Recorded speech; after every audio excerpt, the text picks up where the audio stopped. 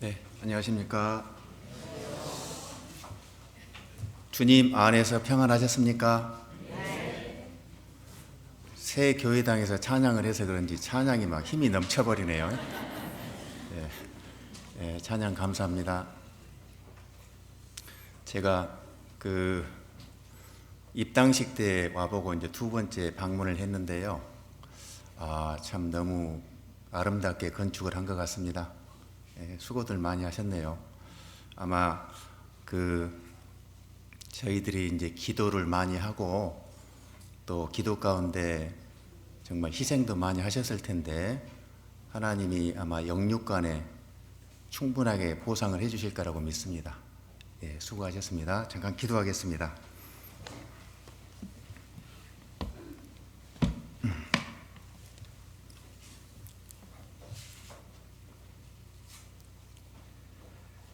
자비로우신 아버지 하나님, 저희에게 베풀어 주신 그 크고 놀라운 은혜들을 인하여 감사합니다. 하나님을 모르는 채 죄 가운데 행하던 저희들을 말씀 앞으로 인도해 주셨고, 주 예수님께서 친히 십자가에 달리셔 흘리신 보혈로 저희들의 모든 죄를 영원히 대속해 주셔서 저희들은 아무런 값 없이 주 예수님의 그 크신 사랑과 은혜를 힘입어 영원한 천국에 들어가게 해주신 것 감사합니다. 주님의 몸된 교회 안에 귀한 지체로 저희들 붙들어 주시고 또 남은 생애를 헛되지 않게 복음과 함께 살게 해주신 그 크신 은혜에 감사합니다. 저희가 언제 주님 앞에 설지는 모르지만 우리가 이 땅에 사는 동안에 오로지 주님만을 높이고 주님의 뜻과 영광을 위해 살 수 있도록 우리의 모든 생활 여건을 허락해 주시기를 간구합니다. 저희들은 아직도 너무나 연약하여 하나님의 도우심이 없이는 그 어떤 것도 이룰 수 없고 또 넘어질 수밖에 없다는 것도 너무나 잘 알고 있습니다. 저희의 연약함을 늘 하나님께서 보호해 주시고 우리가 좌로나 우로나 흐트러짐이 없이 오로지 하나님만을 바라보고 하나님의 복음을 위해 살아갈 수 있도록 도와주시기를 간구합니다.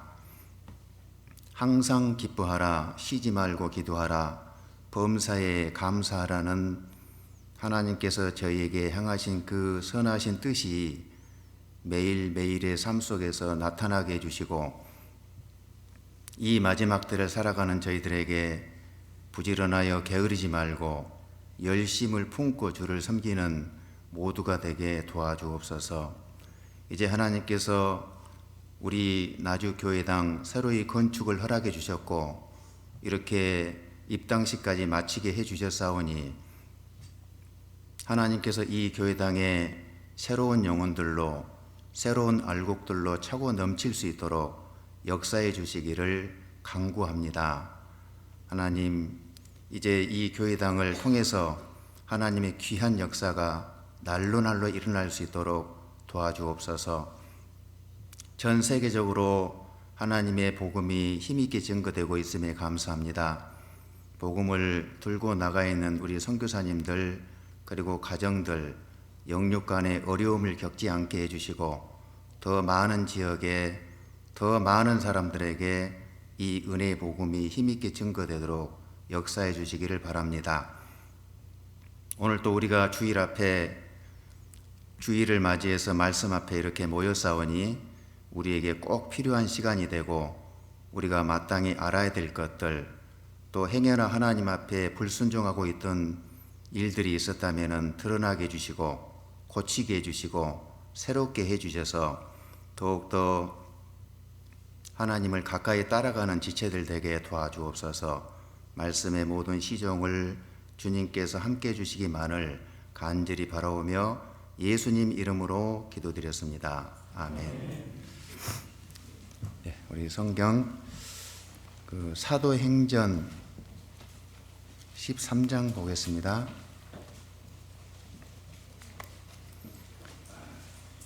사도행전 13장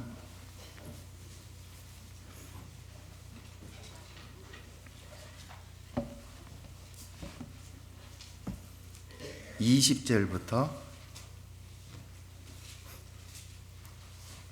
23절까지 제가 읽겠습니다.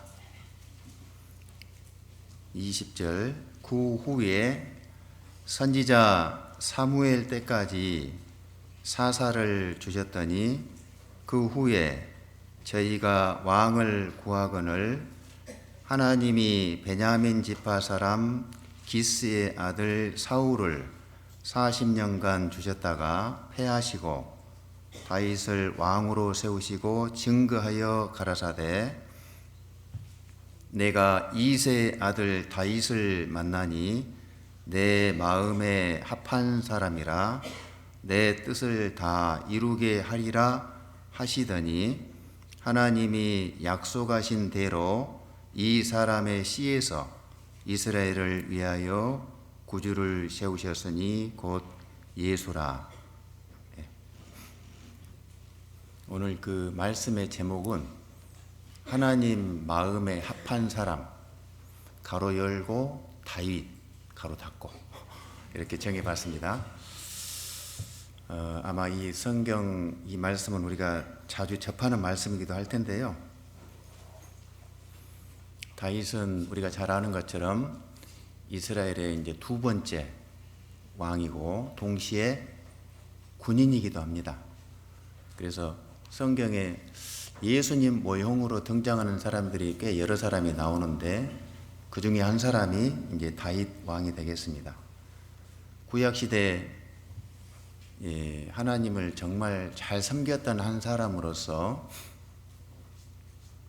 현 시대를 살아가는 우리에게도요 정말 그 본이 되는 성경의 어떤 신앙의 답안지와도 같은 이제 그런 분이 아닌가 싶어요. 그래서 혹시 우리가 하나님 우리가 누구처럼 살아야 됩니까? 라고 물어본다면은 다윗처럼 살면 된다. 아마 그렇게 얘기하실 것 같습니다. 그런 생각 들지요? 그래서 다윗을 우리가 배운다는 것은 신앙적으로 굉장한 도움을 얻을 수 있다고 생각하는데 여기 내 뜻을 다 이루게 하리라 그랬는데 하나님의 뜻을 다 이루는 삶을 살기 위해서는 하나님 마음에 합한 사람이 되어야 된다 그 말도 되거든요.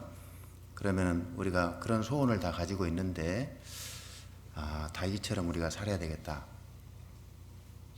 마태복음 1장 처음에 이제 시작을 할 때에 제일 첫 구절에 그게 나오잖아요. 아브라함과 다윗의 자손 예수 그리스도의 세계라. 첫 구절에 거기에 다윗의 이름이 등장을 합니다. 우리가 아는 것처럼 아브라함은 믿음이 도대체 뭐냐 그거를 설명해 주는 분이 아브라함이잖아요. 그래서 우리가 하나님께 또 질문한다면은 하나님 믿음이 뭡니까? 그러면은 아브라함처럼 믿는 것이 믿음이다. 그렇게 대답해 주시겠죠? 그리고 다윗은 믿음으로 승리한 삶을 살았던 사람의 대표입니다.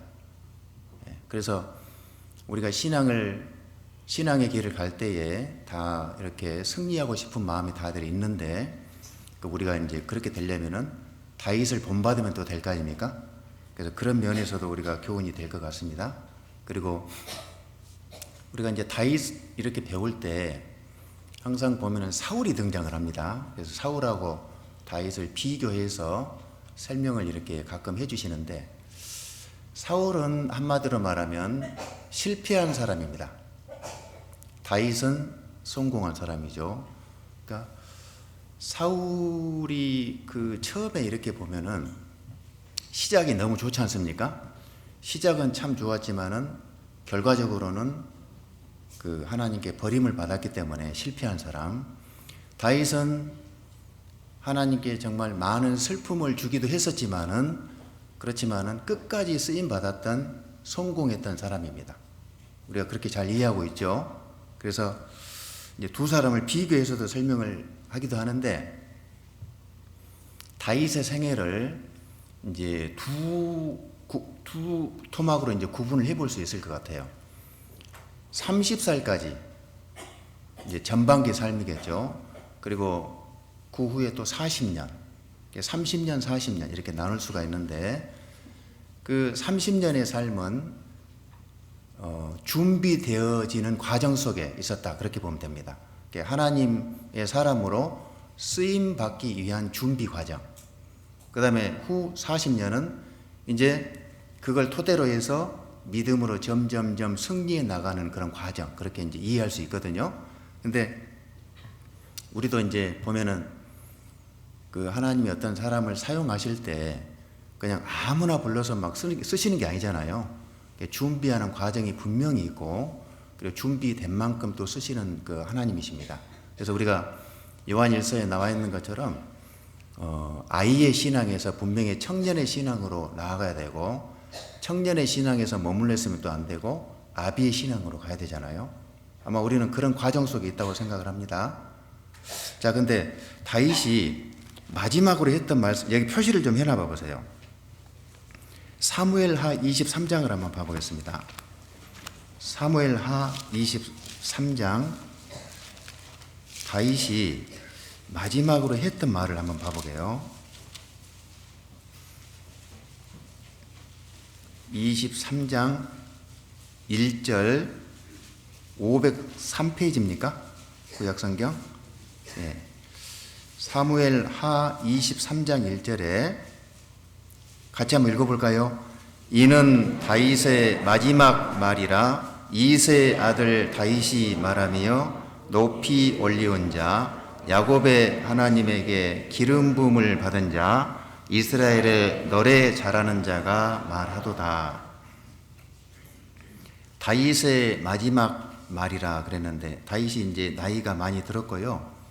마지막 말이기 때문에 어떻게 보면은 유언과도 같은 말입니다. 사람이 마지막에 유언을 남길 때 그 말이 거짓일 수는 없을 거 아닙니까? 그래서 이제 23장을 이렇게 쭉 읽어보면은, 그러니까 유언이라는 게 그 사람의 삶의 어떤 평가도 될 수 있는 거거든요. 그래서 그런 면에서 이제 한번 다윗을 보는데, 여기 다윗의 마지막 말이라 해놓고 이새의 아들 다윗이라 그랬죠. 이새의 아들 다윗이 말한다. 왜 갑자기 자기 아버지 이새 이름을 여기다 들먹였을까요? 갑자기 이 자기 아버지의 이름을 여기다가 먼저 올린 것은 그 분명히 그게 있었을 거예요. 나는 아버지가 없었으면은 이 자리에 없었다, 그 얘기도 될 거예요. 그러니까 어렸을 때부터 이미 자기 아버지 이새로부터 신앙 교육을 받았고, 그 신앙이 바탕이 되어서 내가 이 자리까지 있는 것이다 라고 설명을 하고 싶었던 것 같습니다. 그리고 그 밑에 높이 올리온 자 그랬죠. 높이 올리온 자입니다. 원래 다윗이 목동이었잖아요. 목동이었습니다. 당시에 목동은 굉장히 천한 직업입니다. 아버지의 양을 기르다는 게 이제 사무엘상에 많이 나오잖아요. 그래서 평범한 목동이었던 자기를 이스라엘 왕까지 높여주셨지 않습니까? 그래서 높이 올리운 자, 올리운 자입니다. 자기 스스로 왕이 된 것이 아니고 하나님이 나를 이렇게 올려주셨다, 왕까지 되게 해주셨다, 그 얘기를 하고 있습니다. 그래서 이런 고백을 하고 나서 그 뒤쪽에 보면 또 하나님에게 기름 부음을 받은 자, 사무엘상 16장에 보면은 사무엘 선지자가 그 어린 다윗에게 와서 기름을 부었던 얘기가 나옵니다. 그리고 그 기름을 부었을 때 성령이 충만해졌다, 그 얘기가 있는데, 근데 물론 그 얘기도 되겠지만은 여기에서 말하는 기름 부음은 우리가 잘 아는 것처럼 신약 시대에 와서는 성령의 그 성령 받은 거의 그림자이기도 하지 않습니까? 그죠? 그래서 다윗은 자기가 죄 사함을 받고 하나님의 자녀가 되었다라는 것을 이렇게 또 표현을 한 겁니다. 그래서 우리도 이제 이렇게 다 간증을 할 수 있겠죠. 그래서 높이 올리온 자, 그 다음에 야곱의 하나님에게 기름 부음을 받은 자, 그리고 그 밑에 보면은 이스라엘의 노래 잘하는 자가 말하도다. 여기도요, 목소리가 좋아서 무슨 노래를 잘했다는 말보다도 항상 하나님 앞에 어떤 상황에서든지 감사하고 찬양하는 것을 잃지 않았다, 그런 의미가 되겠지 않습니까? 여러 가지 정말 어려운 일들을 정말 다윗처럼 산전수전을 다 겪은 사람이 없을 텐데 그런 상황에 있었지만은 잃지 않았던 것은 노래 잘하는 자, 항상 하나님을 찬양하고 감사했었다, 그런 얘기입니다. 그래서 우리도 보면은 이제 다윗처럼은 아니더라도 우리가 그러죠. 이게 살다 보면은 참 여러 가지 어려운 일을 만날 때 원망하고 불평하고 하는 사람은 없을 거예요. 그런 사람은 없죠. 원망 불평하는 사람은 없을 겁니다. 그런데 이제 다윗처럼 감사하고 찬양하는 것은 또 다른 문제인 것 같아요. 그래서 우리도 여기까지 나가면 좋겠잖아요. 아마 원망 불평하는 사람은 없을 텐데 우리가 여기에서 다윗을 본받아서 오히려 다윗처럼 그런 어려움 상황이 왔다 하더라도 감사하고 찬양할 수만 있다면 진짜 그 믿음일 것 같습니다. 다시 이제 그렇게 살았다는 겁니다, 여기에. 그래서 다윗이 이제 나중에 죽잖아요. 그 비문에다가 그 다윗 비문에다가 어떤 글을 적어준다고 하면은 아까 사무엘상 13장 거기 아까 읽었죠. 20절부터 23절.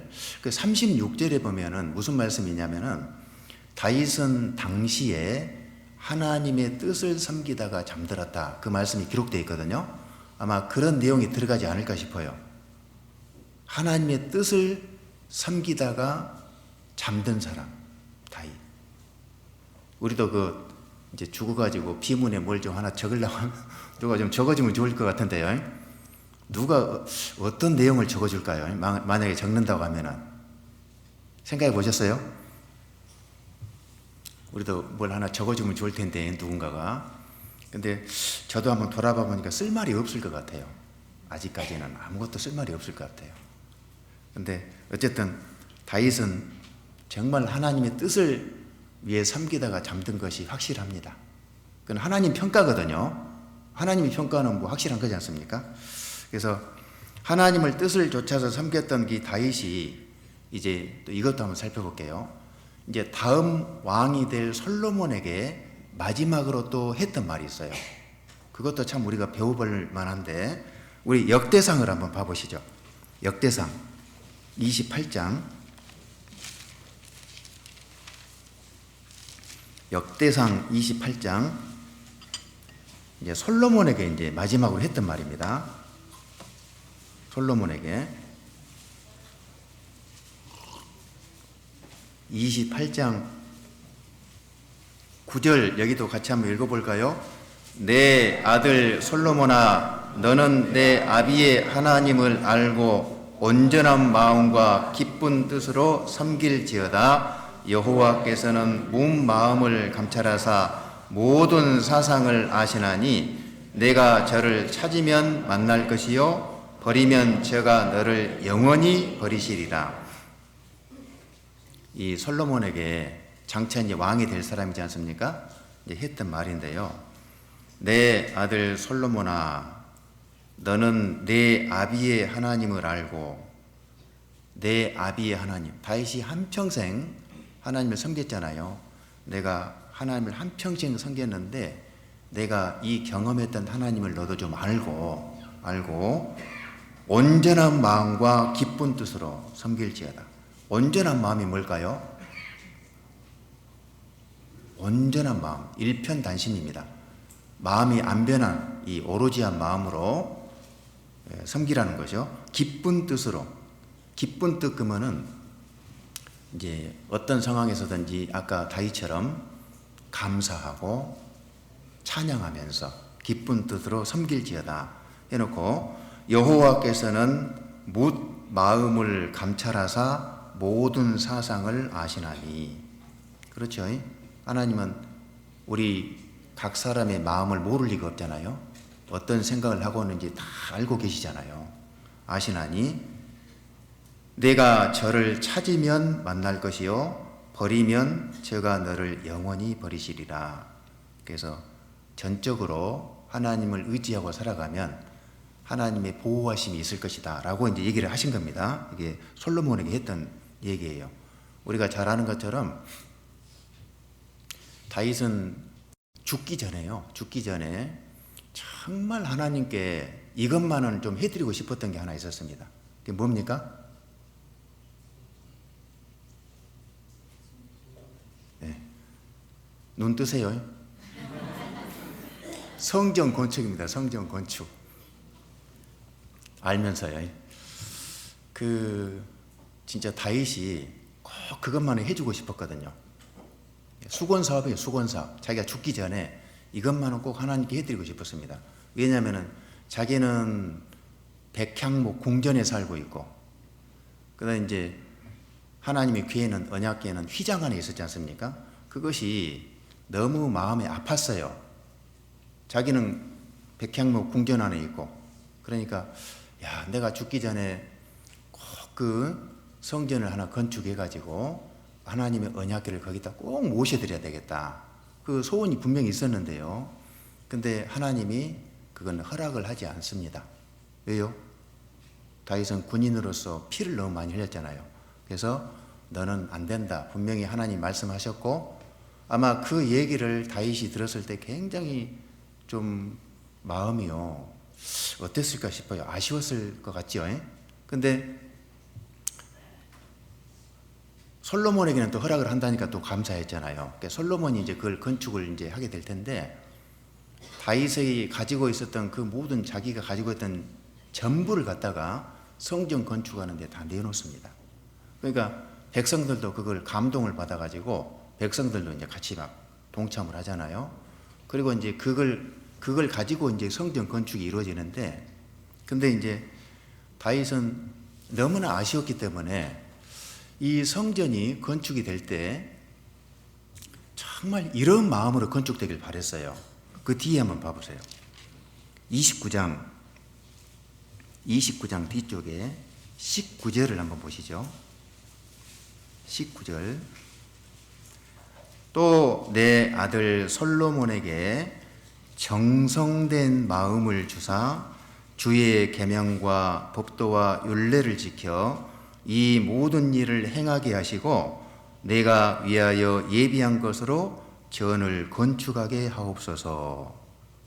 그러니까 여기 솔로몬에게 정성된 마음을 줘가지고 이미 설계도는 다 있거든요. 그래서 하나님의 이 전을 건축하게 해주십시오. 다윗의 마음이 좀 느껴지죠. 다윗은 못지 이 건축을 할 수가 없잖아요. 그러니까 이 정말 온 마음을 다해서 정말 마음으로 이 성전이 건축되기를 바랬거든요. 단순히 그냥 건축으로 끝나는 것이 아니라 그 마음으로 성전이 건축되기를 그렇게 바랬죠. 우리 나주교회당도 참 이렇게 아름답게 지었는데 얼마나 많은 기도를 했겠습니까? 했고 많은 물질도 소요가 됐고 했을 텐데 거기에 우리가 많은 기도가 또 들어가잖아요. 그 마음이 들어가지 않습니까? 이제 그런 마음이죠. 그래서 이렇게 이제 되기를 간절히 바랬는데, 그래서 이제 이런 마음이 있다 보니까 아까 28장 9절에 그런 거예요. 여기 온전한 마음과 기쁜 뜻으로 섬길지어다. 온전한 마음과 기쁜 뜻으로 너 하나님을 섬겨야 된다. 마지막 유언인데요. 그러나 우리가 아는 것처럼 솔로몬은 하나님을 잘 섬기다가 나중에 이제 이방 여자들을 이제 처첩으로 이제 데리고 오잖아요. 그러면서 이제 우상까지 섬기게 되는, 참 다윗이 했던 그 유언이 어떻게 보면 좀 무색하게 돼버렸습니다. 그래서 히브리서 11장에 보면은 그 믿음장이잖아요. 거기에 솔로몬의 이름이 안 나오죠. 안타깝게도 2번이나 경고했는데 그걸 무시했잖아요. 솔로몬이. 그래서 어쨌든요. 여기 이 다윗이 하나님 마음에 합한 자라고 했을 때 이제 이것 좀 한번 살펴볼게요. 하나님 마음에 합한 자. 내 뜻을 다 이루게 하겠다 그랬는데 다윗이 도대체 어떤 마음이 있었길래 어떻게 삶을 살았길래 하나님 마음에 합한 자라고 평가를 해줬을까? 그거 좀 중요하잖아요. 첫 번째 제가 말씀드릴게요. 첫 번째는 다윗은 확실하게 구원을 받은 사람입니다. 그러니까 구원을 받지 않는 사람에게 하나님 마음에 합한 자다 이렇게 얘기할 수는 없을 거예요. 근데 다윗이 가지고 있던 믿음하고 우리가 가지고 있는 믿음하고 똑같아요. 똑같아요. 얼마나 감사한지 모릅니다. 똑같아요. 다윗은 어떤 믿음이 있었냐면 똑같습니다. 한번 찾아봅시다. 우리 시편 32편 봐요. 시편 32편. 시편 32편 볼게요. 5절을 보시죠. 5절. 시편 32편 5절에 찾으셨죠?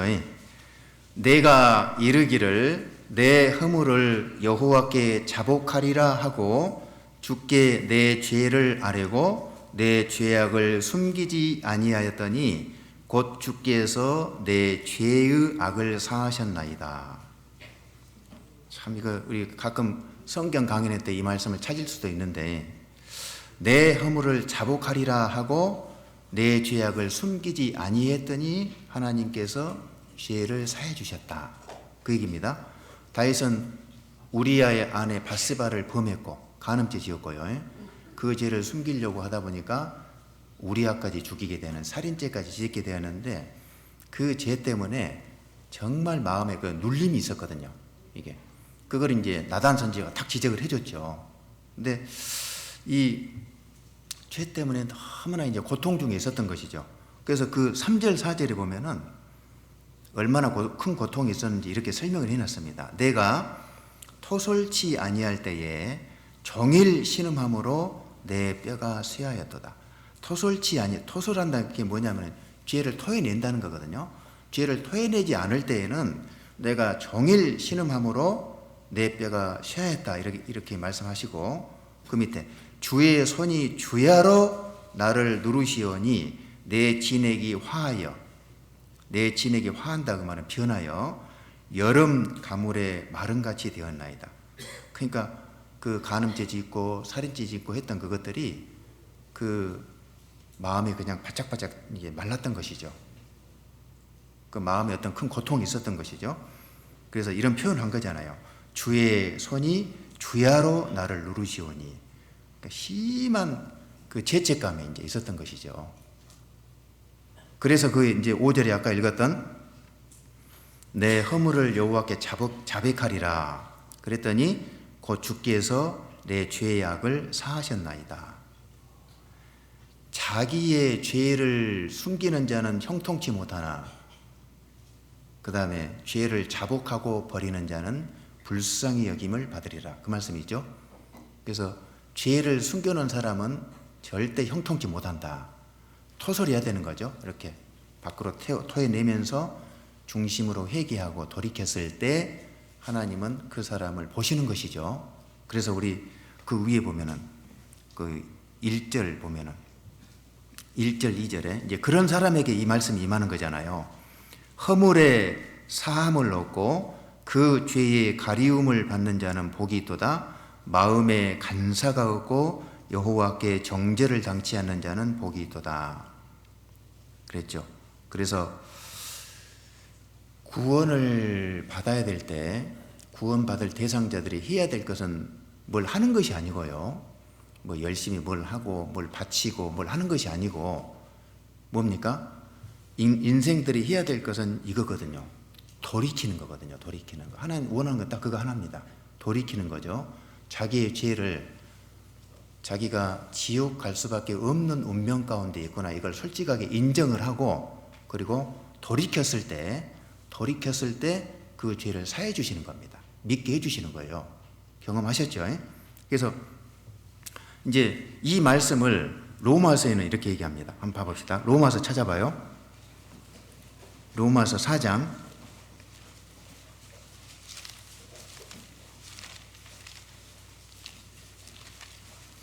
로마서 4장 이 말씀을 이제 바울 사도가 이렇게 이제 인용을 한 겁니다. 6절을 보시죠. 6절. 사람의, 그 밑에 볼게요. 일한 것이 없이 하나님께 의로 여기심을 받는 사람의 행복에 대하여 다윗의 말한 바. 다윗이 말했죠? 아까 우리 시편 32편에 말했잖아요. 같이 읽어볼까요? 그 불법을 사하심을 받고 그 죄를 가리우심을 받는 자는 복이 있고 주께서 그 죄를 인정치 아니하실 사람은 복이 있도다 함과 같으니라. 이 다윗이 지금 진정한 행복이 무엇이냐 그거를 쭉 얘기하고 있는데, 죄를 가리우심을 받는 자는 복이 있다. 그러니까 아무것도 한 것 없는데 우리는 그냥 죄에서 돌이키고 믿었을 뿐인데 내 죄를 가려 주셨다, 그거를 얘기하고 있어요. 똑같죠? 그래서 거기 4절에 뭐라 했어요? 4절에 일하는 자에게는 그 삭슬 은혜로 여기지 아니하고 빚으로 여기거니와 일을 아니할지라도 경건치 아니한 자를 의롭다 하시는 일을 믿는 자에게는 그의 믿음을 의로 여기시나니. 일을 했으면 당연히 삭슬 받아야 되는데, 그렇죠? 일을 한 만큼 삭슬 받아야 되잖아요. 근데 일을 안 했는데도 삭슬 받았다 그러면 그건 은혜잖아요. 은혜. 일을 안 했는데 일한 사람처럼 삭슬 줬어요. 그럼 은혜잖아요. 은혜. 구원이 그렇다는 겁니다. 평생 우리는 죄만 짓고 살다가 알든지 모르든지 죄만 짓고 살잖아요. 그렇게 살다가 이제 지옥에 갈 수밖에 없었는데 그 죄는 예수님이 깨끗하게 정리해 주셨고 우리는 믿었을 뿐인데 구원을 받았다. 일한 것이 없었는데 천국까지 보내주셨다. 그 얘기죠.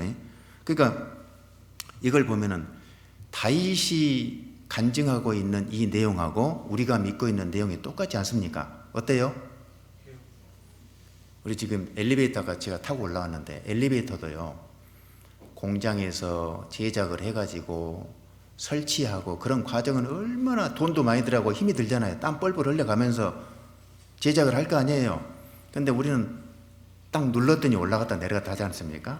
그러니까 고생은 예수님이 다 해주셨고 우리는 누르기만 했는데 이제 믿었는데 천국까지 데려가더라고 말입니다. 다윗이 하는 얘기하고 우리가 믿는 내용 똑같죠. 그래서 1차적으로 우리가 하나님 마음에 합한 자가 되기 위해서는 다윗처럼 은혜로 구원을 받은 사람이 된다. 이제 그 정리를 할 수 있겠습니다. 그죠? 그거 좀 한번 생각을 해봤고요. 제가 이제 요걸 보는데 그 생각도 들더라고요. 야, 그 하나님의 사랑이 정말 일방적이었다. 일방적이었죠. 그냥 우리가 뭘 부탁을 했어요? 부탁했습니까? 부탁도 안 했는데 일방적이잖아요. 우리가 하나님 그 예수님 사랑을 표현할 때 뭐 어떻게 표현한들 참 이게 다 표현을 할 수가 없을 겁니다. 근데 이제 가장 예수님 사랑에 근접한 사랑이 있다면 부모 사랑인데, 부모가 자식을 사랑하는 그 사랑이잖아요. 그러니까 부모는 자식에게 뭐든지 다 해주고 싶지 않습니까? 없어서 못 해줄 뿐이지 다 해주고 싶지 않습니까? 마음이 똑같아요. 그렇죠? 그러니까 부모들은요, 그래요. 그 아이들 앞에서 야, 내가 너를 정말 사랑한다. 너 얼마나 내가 너를 사랑하는 줄 알지? 이렇게 얘기를 안 해도 사랑하고 있는 거예요. 그잖아요. 부모는 그래요. 그것처럼 하나님도 꼭 말을 해서 우리를 그렇게 사랑하시는 것이 아니고, 근데 그 사랑이 어디서 나타났습니까? 십자가에서 그대로 나타났잖아요. 십자가에서. 십자가 보면은 아, 하나님이 나를 이 정도 사랑했구나, 그게 보이잖아요. 그게 일방적이었습니다. 우리가 뭘 부탁한 것도 없어요. 그러니까 우리 모든 인생들이 다 회개하고 천국 가기를 그렇게 원하신 거예요.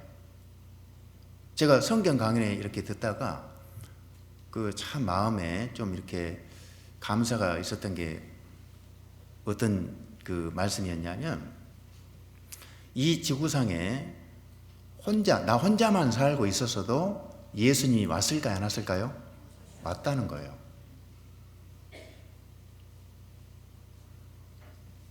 우리 형제 자매님들 혼자만 이 지구상에 살고 있어도 예수님은 반드시 오십니다.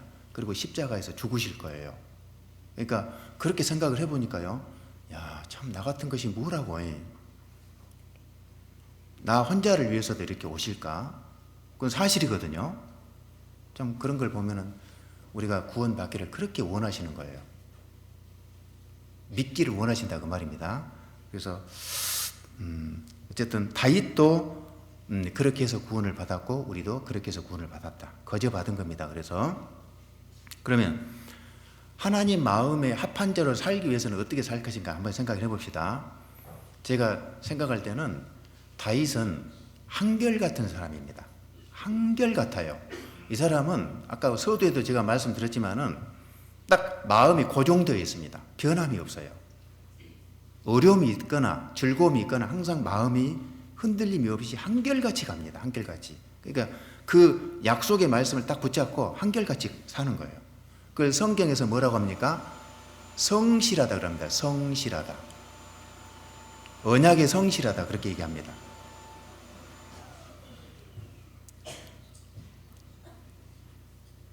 제가 성경에서 좋아하는 단어 중에 하나가 성실인데요. 이 성실이죠.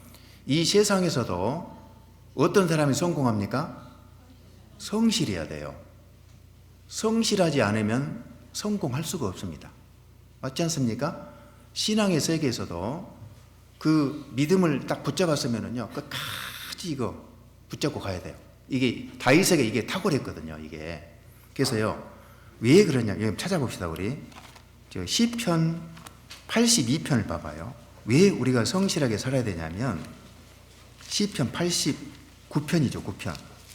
9편 2절을 보시죠. 2절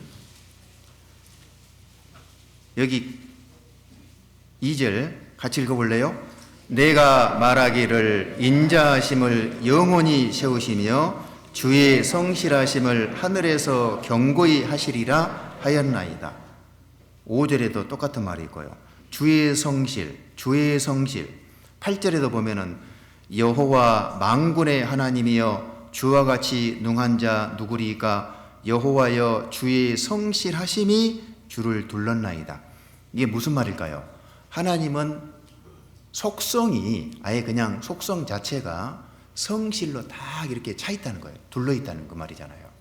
그러니까 하나님 스스로가 속성이 성실을 가지신 분이기 때문에 어떤 사람을 좋아하실까요? 성실한 사람을 좋아하고 성실한 사람을 보호해 주시고 지켜주시는 것이 확실하죠. 우리가 자식들도요, 이렇게 뭔가 좀 성실하지 않는 모습이 있으면 뭐라고 그래요? 지적을 하잖아요. 막 이렇게 지적을 하죠. 지적을 하면서 고치라고 얘기하잖아요.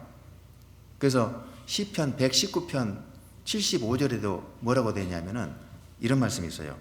주께서 나를 괴롭게 하심은 주의 성실하심으로 말미암음이니이다. 왜 우리를 괴롭게 하냐? 곁길로 가면은 하나님이 타치를 하지 않습니까? 회초리로 이렇게 딱딱딱 이렇게 하지 않습니까? 왜 그렇게 해요? 하나님은 원래부터 성실하신 분이기 때문에 우리가 자식들이 곁길로 가면은 간섭을 할 수밖에 없는 것처럼 하나님도 똑같다는 얘기입니다. 성실하지 않으면은 지적을 당해요. 그리고 간섭을 받습니다. 똑같습니다. 그래서 하나님 스스로가 성실하신 분이기 때문에 우리에게 요구하시는 것이 뭐예요? 성실이에요. 특별히 언약의 성실입니다. 언약의 성실이어야 되죠. 우리 여기 78편을 한번 봐보세요. 앞쪽에. 근데 이제 이스라엘은 그러지 않았거든요. 78편 시편 78편 2절부터 볼까요? 2절부터 옛적에 하나님이 애굽 땅 수완들에서 기이한 일을 저희 열조의 목전에서 행하셨으되 애굽 땅에서 10가지 재앙 얘기합니다. 10가지 재앙을 내렸잖아요. 13절 제가 바다를 갈라 물을 무더기같이 서게 하시고 지나게 하셨다. 홍해바다를 건넜잖아요. 14절에는 낮에는 구름으로 온 밤에는 화강으로 인도했다. 낮에는 구름 기둥으로 밤에는 불 기둥으로 인도했잖아요. 15절에는 광야에서 반석을 쪼개시고 깊은 수원에서 나는 것 같이 저희에게 물을 흡족히 마시우셨으며 반석에서 물이 나오게 해가지고 물을 마시기도 해주시고. 그런데 17절 같이 읽어볼까요? 저희는 계속하여 하나님께 범죄하여 황야에서 지존자를 배반하였도다. 이게 문제라는 거예요. 10가지 재앙을 두 눈으로 똑똑히 봤죠. 홍해바다를 실제로 건넜지요. 불기둥 구름기둥으로 인도에 가셨죠. 반석에서 물을 내셔서 먹여주셨잖아요. 그런데도 하나님을 비판하고 원망하고 불평의 기회를 계속 간 거예요. 그 밑에 22절에 이는 하나님을 믿지 아니하며 그 구원을 의지하지 아니한 연고로다. 배은망덕이잖아요. 그 뒤에 봐봐요. 계속 그 말씀하고 있습니다. 24절에 저희에게 만나를 비같이 내려 먹이시며 하늘 양식으로 주셨나니. 매일매일 만나를 내려주셨잖아요. 굶으면 안 되니까. 27절에 저희에게 고기를 티끌같이 내리시니 곧 바다 모래 같은 나는 새라. 메추라기죠. 고기가 먹고 싶다고 하니까 한 달 동안 코에서 냄새가 나도록 메추라기를 먹여주셨잖아요. 그런데 32절은 같이 읽어보시죠. 그럴지라도 저희가 오히려 범죄하여 그의 기사를 믿지 아니하였으므로 하나님이 저희 나를 헛되이 보내게 하심에. 그러니까 여기도요. 그럴지라도 이게 문제입니다. 그럴지라도 참 해달라는 대로 다 해줬는데도 그럴지라도 범죄했다. 그 위쪽에 그 52절 보세요. 52절에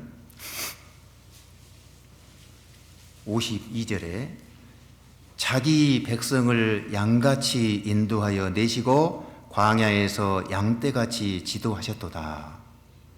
하나님께서 이스라엘을 인도해 가실 때요, 그 목자가 양을 인도하는 것처럼 쭉 이렇게 40년 광야 생활 가운데서도 그렇게 쭉 인도해 가셨는데요. 56절에 같이 읽어볼까요? 그럴지라도 저희가 지존하신 하나님을 시험하며 반항하여 그 증거를 지키지 아니하며. 그럴지라도 문제입니다, 이게.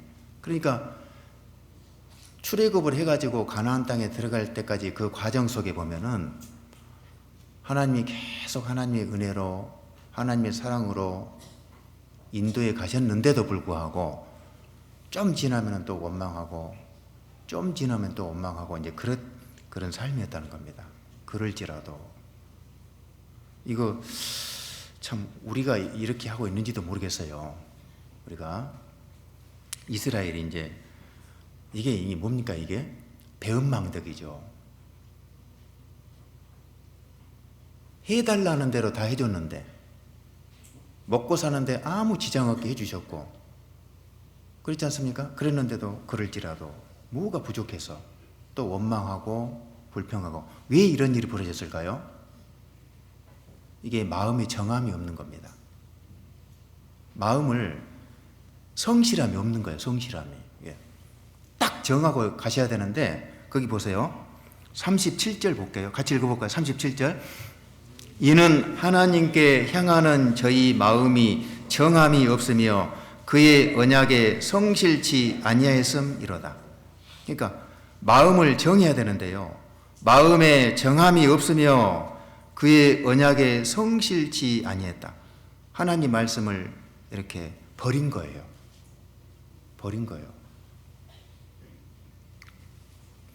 왜 이런 일이 벌어지냐면요, 잘 생각해 보세요. 왜 우리가 하나님 언약을 굳게 붙잡지 못할까요? 이게 우리가요, 분명히 이걸 한번 생각해 봐야 됩니다. 내가 예수님을 통해서 죄 사함을 받기 전하고 후를 한번 생각을 해보세요. 전과 후를. 그러면은 우리가 만약에 예수님을 알고 죄 사함을 받는 일이 없었다면은 우리가 이 자리에 있을까요, 없을까요? 잘 생각해 보세요. 있어요, 없어요? 없다니까요. 그러니까 우리가 구원 전에 그 생활하고 구원 후의 생활을 비교를 잘 안 하는 것 같아요. 우리가 뭐 당연히 구원 받아가지고 여기 있어야 될 사람들이었습니까? 사실은요, 제가 그 생각도 해봅니다. 지금 구원받지 않는 사람들이 우리가 구원받아 있는 상태이긴 하지만은 구원받지 않는 사람들이 더 착하게 사는 사람도 많아요. 안 그럴 것 같아요? 많아요. 더 착하게 사는 사람도 많다니까요. 우리보다 더 착하기로 보면은. 그런데 어떤 상태에 있을 때 우리가 예수님을 만났는지 구원을 받았는지를 잊어버리니까요. 잊어버리니까 자꾸 아무 문제가 없어도 하나님께 원망하고 불평하는 일이 있을 수가 있다, 그 얘기예요. 그게 불성실입니다. 성실하지 않는 거예요. 그게 죄송한 얘기지만은 배은망덕이죠, 그게. 그래서 문제는 37절이에요. 그의 언약에 성실치 아니하였음이로다. 그리고요, 거기 밑에 봐봐요. 41절 42절에 저희가 돌이켜 하나님을 제3 시험하며 이스라엘의 거룩한 자를 격동하였도다. 같이 읽어봐요. 저희가 그의 권능을 기억지 아니하며 대적에게서 구속하신 날도 생각지 아니하였도다. 이게 문제다는 겁니다. 구속하신 날도 생각지 아니하였도다. 그 지긋지긋한 400년의 노예 생활에서 해방시켜줬더니 이제 나와서 보니까 다시 막 돌아가려고도 했지 않습니까? 이 이스라엘이 옛날로. 구속하신 날도 생각지 아니했다. 구속하신 날이 우리로 말하면은 죄 사함 받은 날입니다. 구원받은 날. 그때를 생각을 안 하니까 뭡니까? 하나님을 슬프시게 하고 마음을 정하지 못하고, 그래서 그 위에 보면은 40절에 저희가 광야에서 그를 반항하며 사막에서 그를 슬프시게 함이 몇 번인고, 몇 번이냐, 얼마나 많았냐, 그 얘기잖아요. 우리가 좀 생각을 좀 해봐야 될 것 같습니다. 만약에 우리가 구원을 받지 못했다면 이 자리에 없었을 거예요. 그거 생각하면 참 끔찍한 일이기도 합니다. 그래서 하나님이 불의치 않으신 분이고 하나님은 우리가 다 잘 되기를 바라시는 분이기 때문에 어떤 상황에서도 원망 불평이 있어서도 안 되고요. 우리는 딱 그 믿음 붙잡고 성실하게 끝까지 가야 됩니다. 끝까지. 이게 진짜예요, 진짜. 이게 뭐 이랬다 저랬다 이거는요 불안해요. 불안하잖아요. 끝까지 가야 됩니다. 이게 진짜라니까요. 우리가 왜 어려운 일이 왜 없습니까? 살다 보면 어떤 사람은 죽고 싶다고 하는 사람도 있더라고요. 그런 일이 왜 없겠어요? 있죠. 그렇지만은 끝까지 딱 예수님 그 십자가 딱 생각을 하면서 끝까지 가야 됩니다. 이게 안 되면은요, 이게 마음의 결심이 안 되면, 정함이 안 되면은 힘들어요. 갈등이 있거든요. 이렇게 살아야 되는데, 마음은 그렇게 있잖아요. 이렇게 살고 싶은데 안 되니까 갈등은 있겠죠. 그럴 필요가 뭐가 있냐고요. 그냥 마음 딱 정하고 가버리면 되죠. 그렇잖아요. 그래서 여기에서 이제 이스라엘이 왜 문제였냐? 그 언약에 성실지 아니했다. 그랬습니다. 언약에 성실해야 됩니다. 그래서 여호수아 24장을 읽어보면은요, 여호수아 24장에 여호수아가 이스라엘 백성들을 다 모아놓고 마지막 설교를 할 때 이런 얘기를 했거든요. 거기 이제 막 유사들, 장로들 다 모아놓고 설교를 하지 않습니까? 24장에. 그때 뭐라고 얘기하냐면 이런 얘기를 합니다. 우리가 출애굽을 해가지고 지금까지 가나안에 들어오기까지 과정을 한번 봐보자. 거기 보면은 얼마나 우리가 하나님 앞에 원망하고 불평도 많이 했느냐. 그렇지만 하나님이 우리를 사랑으로 지금까지 인도해 오셨다는 거예요. 지금까지 사랑으로 인도해 오셨지 않았느냐. 이제 여호수아는 좀 이따 죽어야 돼요. 이제 하나님 앞으로 가야 돼요. 하나님 앞으로 가기 바로 직전에 지금 마지막으로 부탁하는 거예요. 이스라엘 백성들 앞에서. 뭐라고 하냐면은, 그러므로 이제는 성실과, 이제 앞에가 뭐냐, 여호와를 경외하며 성실과 진정으로 그를 섬길 것이라. 마지막 부탁입니다. 마지막 부탁이에요. 마지막 부탁 중에 첫 번째 부탁이에요. 그러므로 이제는, 자, 지금 우리가 지금까지 하나님께서 인도해 오셨던 과정을 한번 지켜봤지 않았느냐. 그러므로 이제는 지금부터라도 여호와를 경외하며 성실과 진정으로 그를 섬겨라. 마지막이에요. 부탁합니다. 하나님을 경외한다는 게 뭡니까? 하나님을 하나님처럼 생각을 하고 성실, 꾸준하게, 어려움이 왜 없습니까? 있어도 꾸준하게 하나님 딱 붙잡고 말씀 붙잡고 성경 붙잡고 가는 것이죠. 끝까지 뭐 어떻게 되는지 몰라요. 아무튼 가는 데까지 가는 거예요. 끝까지 가보세요. 그게 이제 진짜입니다. 진짜. 다윗은 그 부분에 대해서는 확실했거든요. 이게. 그러니까 여기 앉아 계신 우리 형제 자매님들 여기서 떠난 사람 있으면 안 돼요. 지금은 이제 어디 물러설 것도 없어요. 이제는 앞만 보고 가야 돼요. 안 그렇습니까? 앞만 보고 가야 돼요. 근데 앞만 보고 갈 때 어떻게 해야 돼요? 마음을 굳게 정하셔야 됩니다. 정하셔요. 그게 첫 번째입니다. 그러면은 하나님을 실제로 경험하게 해주실 거고, 뭐 영육간의 부족함이 없이 인도해 가실 거라고 믿습니다. 그렇게 해야 돼요. 그래서 다윗은 아까 사울하고 너무 비교가 되지 않습니까? 사울하고 다윗은 정말 그 언약에 성실한 사람이었다. 그래서요, 그 밑에 봐봐요. 70절 볼게요. 70절. 70절. 70절. 또 그 종 다윗을 택하시되 양의 우리에서 취하시며. 맞습니까? 그 70절. 제 성경은 70절인데. 네. 자, 눈 뜨세요. 눈 감고 있는 분은 안 계시죠? 71절, 72절 같이 읽어볼까요? 전 양을 지키는 중에서 저희를 이끄사 그 백성인 야곱, 그 기업인 이스라엘을 기르게 하셨더니 이에 제가 그 마음의 성실함으로 기르고 그 손의 공교함으로 지도하였도다.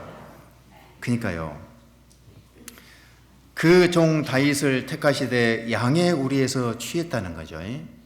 원래 양치기 목동이었지 않습니까? 거기에서 취해서 이스라엘 왕을 삼았습니다. 그러니까 하나님이요, 사무엘상 17장에 보면은 하나님 보신 거예요. 다윗을 보신 거예요. 다윗이 딱 보니까 아버지 이세 양을 이렇게 치고 있는데 그 사자나 곰이 와가지고 양을 몰고 갈 때 끝까지 쫓아가서 그 양을 끄집어 내오는 그걸 다 봤을 거 아니에요. 하나님 다 봤을 거 아닙니까? 그렇겠죠. 그러니까 이게 하나님이 다윗을 봤을 때, 야, 참 저애 대단하다. 참 나이는 어린 것이 대단하다. 그렇게 봤을 거 아니에요. 그렇겠죠. 그러면은 저 정도의 성품일 것 같으면은, 저 정도의 믿음 같으면은 이스라엘 전체를 맡겨도 되겠다, 이 생각을 했겠죠, 하나님이. 그래서 그 목동이었던 다윗을 취해서 이스라엘까지 다스리게 하는. 그래서 그렇게 했더니 또 72절에 그 마음의 성실함으로 기르고 그 손의 공교함으로 지도하였도다. 물론 예수님의 모형이잖아요. 그렇지만은 이 다윗이 하나님이 이렇게 평가를 해주는 거예요. 믿음의 성실입니다. 성실.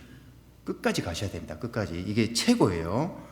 저는 그렇게 생각을 하고요. 그 다음에 또 하나는 그 다윗이 왜 하나님 마음에 합당한 사람이냐, 왜 합한 사람이냐, 이겁니다. 맡기는 것에 탁월해요. 잘 맡겨요. 그냥 과감하게 맡겨버립니다. 아닌 것은, 자기가 할 수 없다고 생각하는 것은 그냥 맡겨요. 자, 믿음이 뭐죠? 원래 믿음이란 뜻이 뭡니까? 맡긴다, 부탁한다 그런 뜻이죠. 아시죠? 그냥 맡겨버리는 거예요. 근데 맡길 때 저도 신앙 가운데 배운 게 있습니다. 과감하게 맡겨야 돼요. 뒤끝 없이 그냥 맡겨버리는 거죠. 하나님이 해주시겠지라고. 그렇게 맡기면은 하나님이 그걸 기뻐하시고 그 맡겼을 때 실제로 뭔가 결과를 보게 해주신 게 있거든요. 시편 봐봐요. 131편에 시편 131편에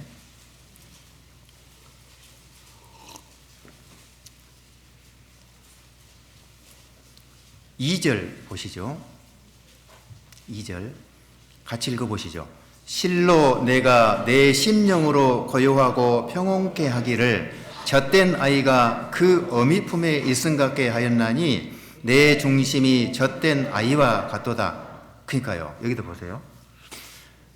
젖된 아이가 그 어미 품에 있게 있음 같게 하였다. 다윗이 자기를 얘기하는 겁니다.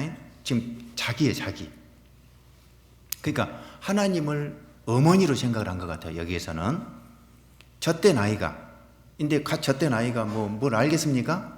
그냥 젖된 아이, 어미 품에 있음 같게 하였나니. 엄마한테 다 맡겨버린 거. 아이들이 엄마 없으면 어떻게 삽니까? 그래서 그냥 맡기죠. 아이는 엄마한테 다 맡기잖아요. 엄마가 알아서 다 해주잖아요. 옷도 가려줘, 기저귀 갈아줘, 목욕도 시켜줘, 잠도 재워줘. 다 해주지 않습니까? 그런 심령의 평온함이 있었던 거예요, 다윗이. 그래서 그 중심이 젖된 아이와 같다다. 왜 이런 말씀을 했냐면은 자기가 할 수 없다고 생각하는 것은 그냥 맡겨버린 거예요. 그냥 대충 맡긴 게 아니고 과감하게. 그래서 1절에 여호와여 내 마음이 교만치 아니하고 내 눈이 높지 아니하오며 내가 큰 일과 미치지 못할 기이한 일을 힘쓰지 아니하나이다. 내가 큰 일과 미치지 못할 기이한 일을 힘쓰지 아니하나이다. 그래서 다윗은 그 심령의 평온함을 누릴 수가 있었고 이제 자기가 할 일도 해 나갔겠죠. 그래서 근데 이제 요것도 있습니다. 맡긴다고 했을 때 그냥 하나님이 다 알아서 해주겠지. 그건 또 위험한 거예요. 그냥 다 알아서 해주겠지가 아니고요. 자기가 할 것은 하면서 맡기는 겁니다. 맞잖아요. 예를 들어서 내가 누구한테 돈을 한 1억 빚졌는데 하나님이 갚아주세요. 이건 아니잖아요. 자기가 최선을 다해서 일해서 어떻게 해서든 이걸 갚아야 되겠다는 마음으로 막 갚고 있을 때 빨리 갚는 길을 하나님이 허락해 주실 수는 있겠죠. 근데 맡긴다고 그냥 하나님이 어디 도깨비 방망입니까? 하나님이. 자기가 최선을 다해서 하고 있을 때 하면서 맡기는 겁니다. 좋은 회사에 취직을 하려면 어떻게 해야 됩니까? 공부 열심히 해야 될 거 아니에요. 하나님 취직시켜 주시고 그러면 됩니까? 자기가 할 것 하면서 맡겨야 결과를 하나님이 좋게 해주는 것이잖아요. 그렇게 생각하셔야 됩니다. 그래서 이 다윗이 이 부분이 아주 탁월했다라는 겁니다. 잘 맡기는 걸 잘했죠. 근데 우리가요, 이제 신앙생활 하다 보면 참 예기치 않는 일들이 생겨요. 형제 자매들 간에 또 이렇게 갈등이 생길 수도 있고요.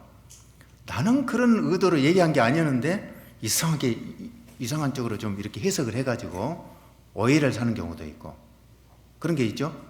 그럼 어떻게 해야 됩니까? 주로 물론 때로는요 좀 나는 그런 의도가 아니었다고 했을 때 해명할 필요도 있을 것 같습니다만은 가능하면은 좀 맡기는 것도 필요할 것 같아요. 맡기려면 인내라는 게 필요하지 않습니까? 맡기는 것도 필요합니다. 그러니까 너무 그냥 가가지고 따지고 이런 것보다는요, 물론 그럴 때도 가끔은 있습니다만은 가능하면 하나님께 더 기도하고 하나님께서 선한 쪽으로 해결해 주시도록 그렇게 해야지 막 가가지고 부딪혀가지고 막 한바탕 해버리고 그러면 안 될 것 같아요. 그거는 옳은 방법이 아니거든요. 우리 여기 봐보세요. 시편 37편 한번 보시겠습니다. 시편 37편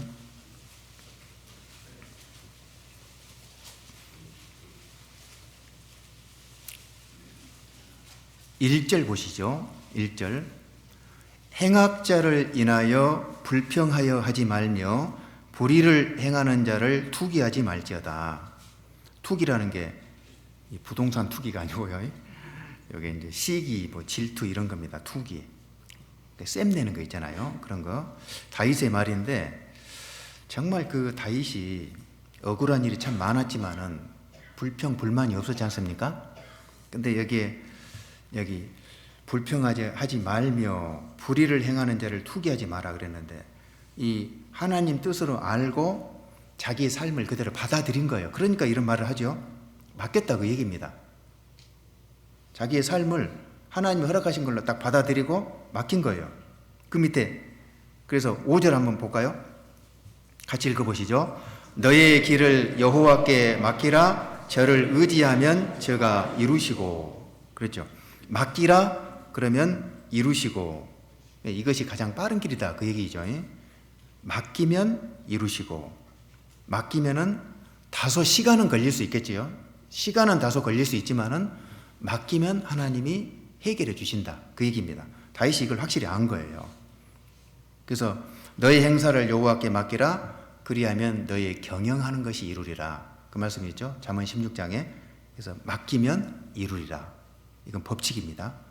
맡겨라 이루리라. 예. 그러니까 원수 같은 사람도 성경이 그랬죠. 원수 같은 사람도 가서 따지지 말고 치고받고 하지 말고 하나님께 맡겨라. 원수 갚는 것이 누구한테 있다 했어요? 하나님께 있다 그랬거든요. 그 진노하심이 맡기라 그랬어요. 맡기는 거예요. 그럼 우리가 해야 될 일도 하고 물이 필요하면 물 갖다 주고 뭐 먹고 싶다 그러면 먹여주고 그건 우리가 할 일 하는 거죠. 그럼 하나님께 맡기면 하나님께서 해주실 것이다. 로마서에 나오잖아요.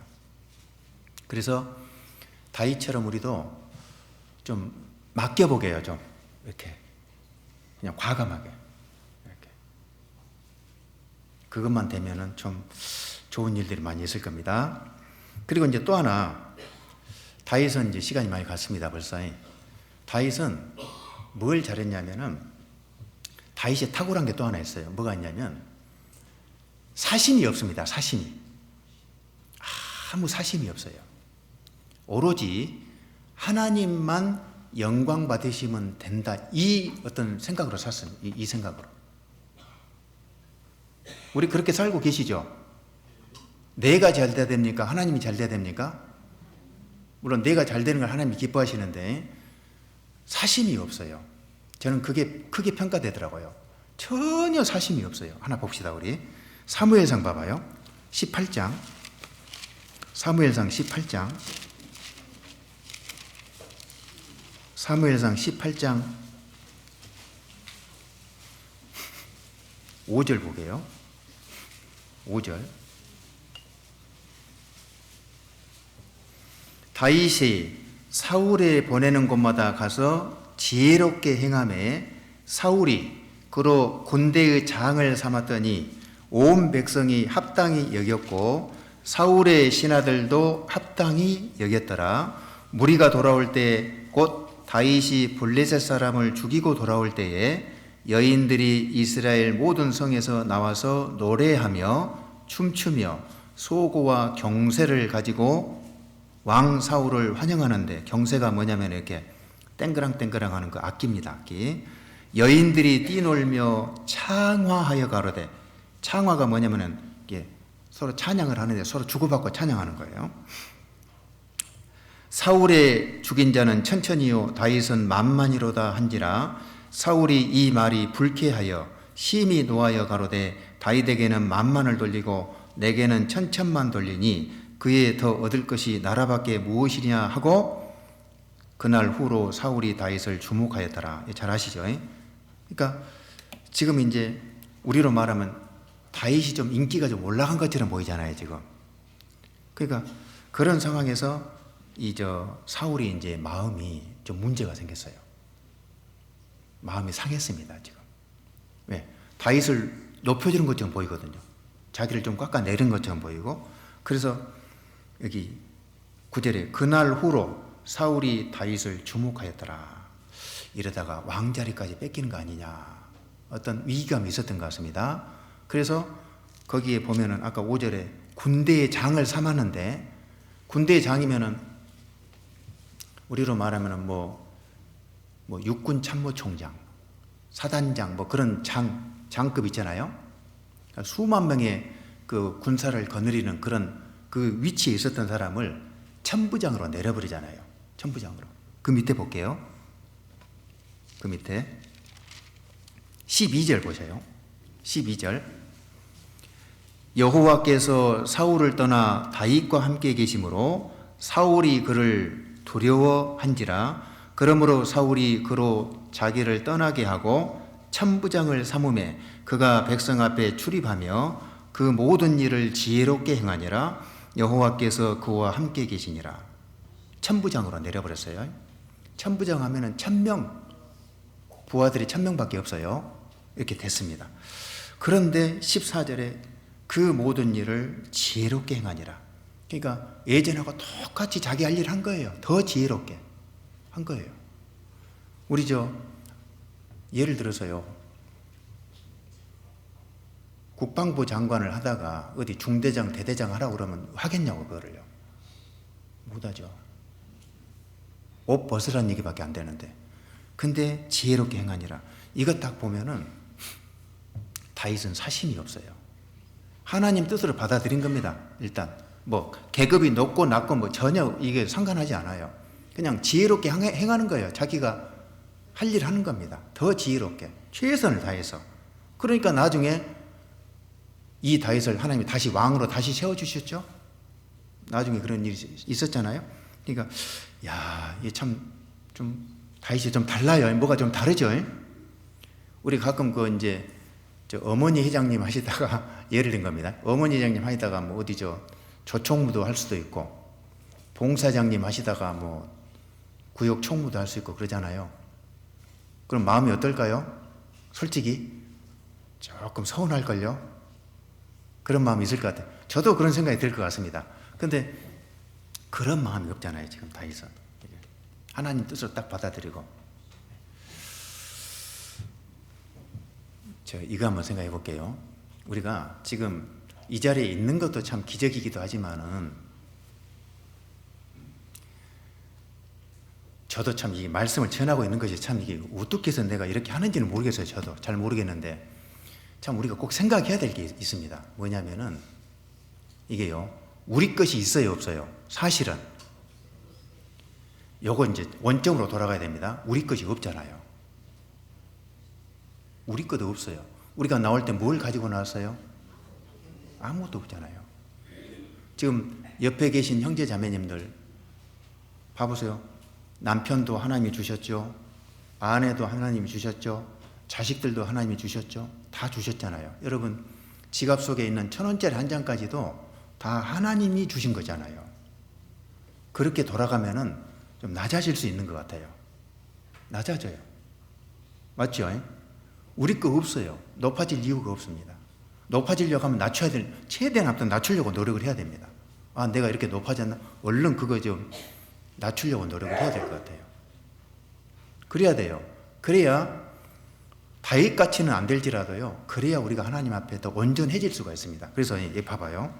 로마서 한번 찾아볼게요. 로마서 11장에 로마서 11장에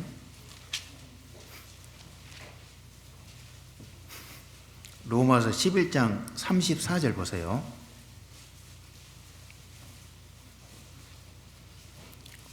누가 주의 마음을 알았느냐? 누가 그의 모사가 되었느냐? 모사가 이제 누가 조언해 준다는 겁니다. 조언자가 되었느냐? 우리가 하나님을 조언할 수 있어요?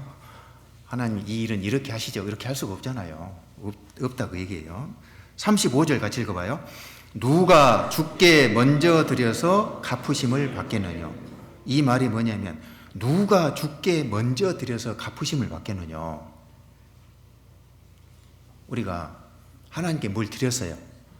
하나님, 제가 이렇게 드렸으니까, 내가 건축원금을 이렇게 드렸으니까 하나님이 저에게 꼭 축복을 해 주셔야 됩니다. 그렇게 얘기할 사람이 있냐는 거예요. 왜 그렇게 얘기를 못하죠? 내가 건축원금을 뭐 얼마를 들었든지 간에 그것이 내 것이냐 그 말이에요. 내 것이냐. 그게 원래 내 것 없었어요. 하나님이 주신 것을 가지고 드린 것 뿐이지 않습니까? 우리 어떤 물질뿐만 아니고 어떤 봉사를 할 때라든지 무엇을 하든지 간에 하나님이 주신 힘으로 우리가 하는 것이지 우리 스스로 하는 것이 뭐 어디가 있어요? 안 그래요? 그런 생각 안 드십니까? 그러니까 누가 주께 먼저 드려서 갚으심을 받겠느냐 이럴 사람이 없는 거예요. 원래부터 하나님 것을 가지고 하나님께 드렸을 뿐입니다. 우리는 그거에 감사할 뿐이에요. 우리는 드릴 힘이 용기가 생겼으니까 그렇잖아요. 그래서 36절에 이는 만물이 주에게서 나오고 주로 말미암고 주에게로 돌아감이라 영광이 그에게 세세 있으리로다. 아멘. 그랬죠. 세세 있으리로다. 만물이 하나님께로부터 나왔고 하나님이 붙잡고 계시는 것이고 나중에는 또 하나님께 다 돌아갈 거 아니에요. 우리는 이 땅에서 나와서 하나님 은혜만 먹고 사는 것인데요. 그렇게 생각을 하면은 마음이 확 낮춰지죠. 너희 안에 이 마음을 품으라. 곧 그리스도 예수의 마음이니 높아질 이유도 없고 허영 떨 필요도 없고 그러는 겁니다. 그러면 하나님이 높여주시는 것이죠. 그렇게 좀 그리고 이제 마음이 좀 높아지버리면요. 그러니까 이것도 있더라니까요. 이 마음에 뭔가 좀 평강이 막 사라졌잖아요. 막 불평이 좀 생겼잖아요. 이렇게 그러면은 그만큼 높아진 거예요. 그게 그 마태복음 11장 29절부터 보면은 나의 멍에를 메고 내게 배우라. 그 말씀이죠. 나의 멍에를 메고 내게 배우라. 그리하면 너희 마음이 쉼을 얻으리니. 그러니까 너희 마음이 쉼을 얻으려면은 예수님처럼 예수님이 멍에를 메고 마음이 낮춰졌을 때 마음에 쉼이 있다는 얘기인데 맞죠? 쉼이 있다는 얘기잖아요. 평강이 있다는 얘기인데 평강이 없다는 것은 그만큼 높아져 있는 것이다. 그렇게 보면 맞다 그 말입니다. 그렇죠? 그래서 이제 다윗에게 배울 것은 정말 이 사람은 사심이 없었다. 항상 하나님께 낮춰져 있었고요. 하나님만 영광 받으시면 된다. 이런 쪽으로 생각을 하고 살았다는 겁니다. 그리고 또 하나 배울 것이 다윗은 이제 부활 신앙을 갖고 있었죠. 항상 위를 보고 살았습니다. 위를. 우리가 땅에 살기 때문에 땅의 것을 쳐다보지 않을 수는 없는데 위를 우리가 높이 올라가려면 어떻게 됩니까? 땅의 것을 하나씩 놔야 돼요. 놔야 됩니다. 하나씩. 우리 열기구 아시죠? 열기구가 이렇게 올라갈 때요. 안에 모래주머니가 있잖아요. 모래주머니. 그 모래주머니를 하나씩 땅에다 던져버렸을 때 더 올라가고 던진 만큼 더 올라가고 하지 않습니까? 우리가 더 위를 보고 더 높은 곳을 위해서 향해서 가려면은 땅의 것들은 하나씩 놓는 쪽으로 가야 더 높이 올라갈 수 있을 거예요. 그렇지 않고서는 올라갈 수 없을걸요. 하나씩 놔야 돼요. 하나씩 더 위를 향해서 위의 것을 쳐다보면서요.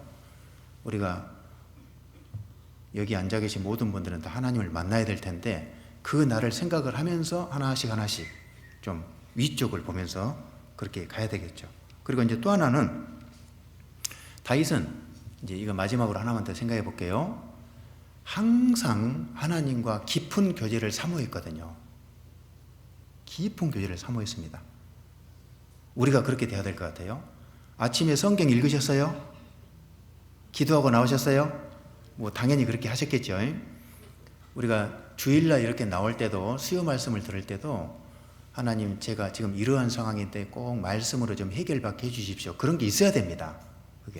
그게 하나님과 깊은 관계 속에 있는 거예요. 그게 여기 볼게요. 마지막 한번 찾아봅시다. 우리 시편 27편 시편 27편에 4절입니다.